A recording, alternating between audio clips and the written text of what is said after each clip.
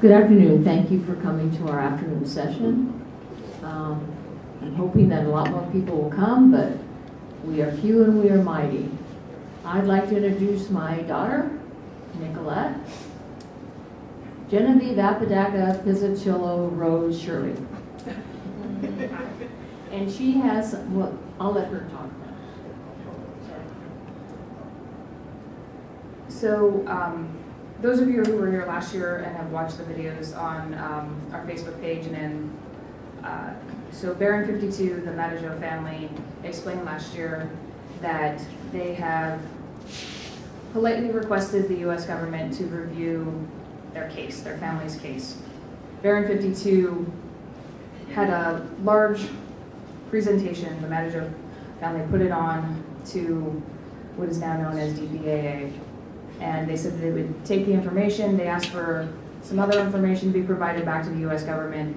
They would take it and decide whether or not they were specifically going to open up the Matajo portion of the Baron 52 case.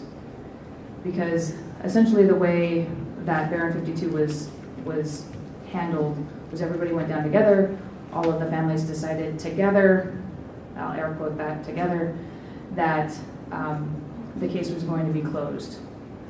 The Matajo family had found information where they had decided that they actually were going to pull away from that case decision because they felt that the new information that they had got was enough and compelling enough to have the U.S. government make a different decision. Specifically in their family's case, they respected everybody else's family to have their case continue to be closed. So I'm going to read the words from John Matajo based on what he had been given his answers here, and I say recently, lately in November. As of today, sadly, the Baron 52 case still lingers on. On 8 November of 2016, John Matajo received the official resolution phone call from the Office of the Secretary of the Air Force.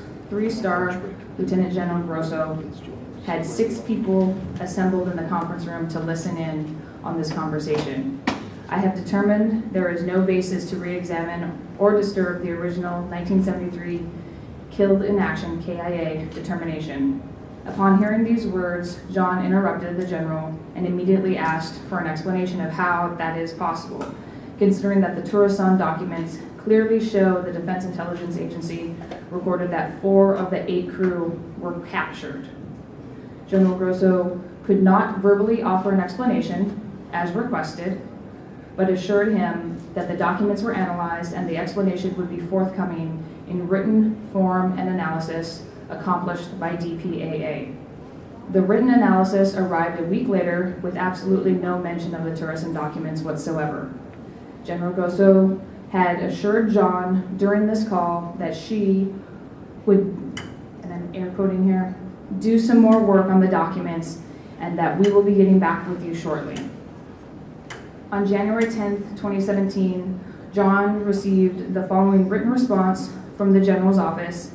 It was signed by H.L. Larry, SES, U.S. Air Force, who was one of the attendees during the conversation in the conference room on 8 November 2016. We appreciate that this response likely does not fully answer your questions regarding the Defense Intelligence Agency's parallel personal classification system.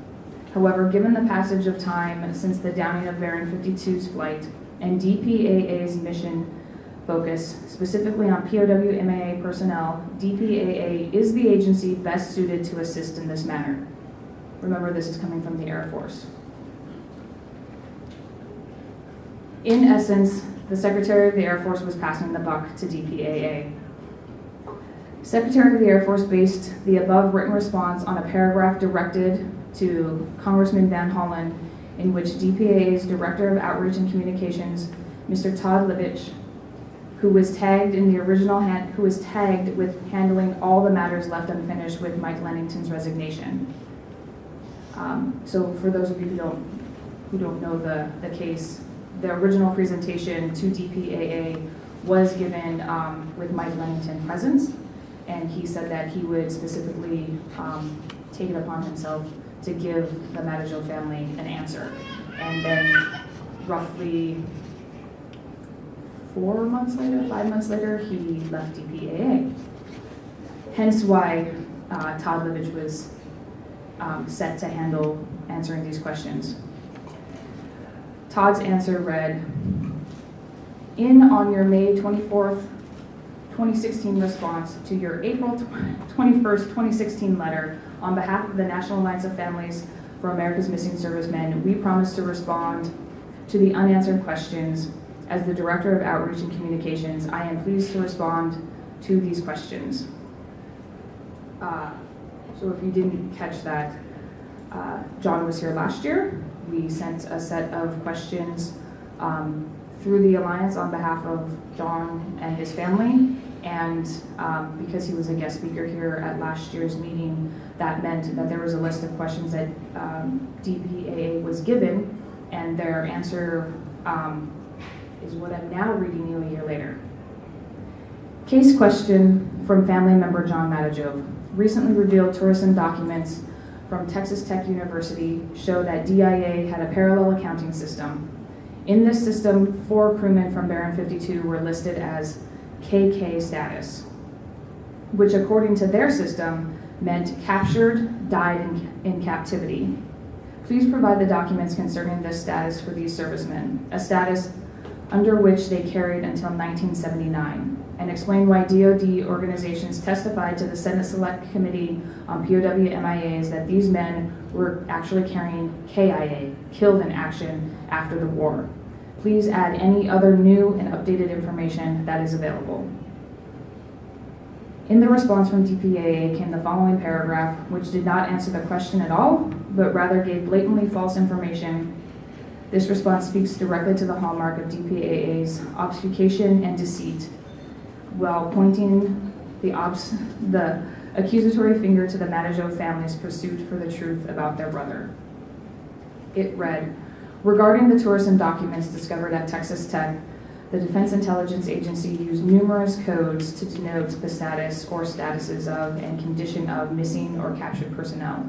The Matajov family questioned DIA on the association of the code KK with the loss of Sergeant Matajov. According to the document provided by the family, DIA responded to these in the 1990s, informing them that KK was used to denote servicemen who were captured and died in captivity. However, in early 1973, it was used briefly to signify that they died while missing. The obfuscation. This answer did not at all answer John Matajov's question about the official testimony before the Senate Select Committee, in which the testimony directly stated that all crew died in the crash, hence killed in action. This answer did not provide any substance whatsoever as the association of the KK status given to the Baron 52 crew and why this was done by DIA. This answer provided no documents as requested that supported DIA's assessment of KK status of the crew. The deceit. At no time was there any response or documents given to or provided by the Matajov family in 1973 pertaining to the KK status, as stated by Mr. Livich. If there were documents provided at that time, and Mr. Livich obviously claimed he was aware of them with the response in April 2016, why did he not provide these very documents to the Congressman Van Hollen in support of his statement? Lieutenant General Grosso's pledge to John Matajov that he would receive DPAA's analysis of the tourism documents did not at all occur when John received the official written Secretary of Air Force resolution. There's been a FOIA follow-up. On April 27, 2017, John Matajov received the following written interim response to his FOIA that had been sent to DIA. It reads, and quote, "This is an interim response to your February 9, 2017 Freedom of Information FOIA request. For any and all correspondence or communication sent to or received from the Defense POW MIA County Agency, the Secretary of the Air Force pertaining to the tourism documents and their relevance to POW case number 1983, Baron 52, during the period of 5 February 2016 through February 9th, 2017. We received your request on February 14th, 2017, and assigned it case number 0201-2017. We will be unable to respond to your request within the 20-day statutory time frame due to unusual circumstances. These unusual circumstances could be the need to search for and collect records from a facility geographically separated from this office, B, the potential volume of records to your response, or C, the need for consultation with one or more other agencies which may have substantial interest in either the determination or the subject matter of these records. For these reasons, your request has been placed in the queue and will be worked on in the order that your request was received. Our current administrative workload is in excess of 1,139 FOIA requests. As you can see, FOIA's only has so much credibility to them when you're attempting to obtain assistance. The next step, John's congressional representatives from Wyoming are about to receive a delivered letter asking them to now become the direct representatives of the Madijoe family in this matter. They are being asked to intervene on behalf of the family and to ask all of the direct questions still not yet answered, even though the Madijoe family has complied with all of the guidelines dictated by providing new and compelling evidence, aka the Turrison documents. They, the Madijoe family, must now seek the truth after this trail of deceit has run its course within the family. John's congressional representatives have already verbally agreed to the request for support. It is obvious to us that the Barron 52 case is merely only one of many cases being ignored by DOD and DPAA.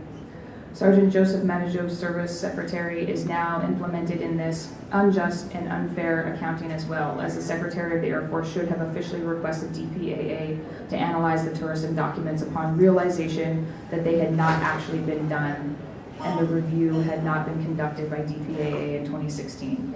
The Madijoe family should not be instructed to become the mediator between DOD agencies, in this case, after they have already accomplished all of the tasks that were given to them in order to move forward with the case from their presentation on February 5th in 2016. Hopefully by this time next year, there will be a much more positive update to share with you all. Thank you for the opportunity to inform you of my brother's status and our fight to properly account for him. Sincerely, John Madijoe, primary next of kin to Sergeant Joseph Madijoe, U.S. Air Force.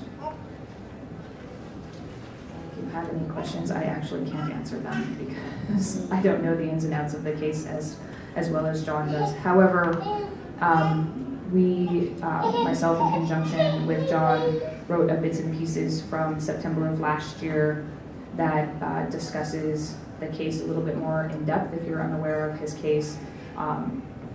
This is Lost Over Lost, that's John. And so there's going to be some back there for you guys.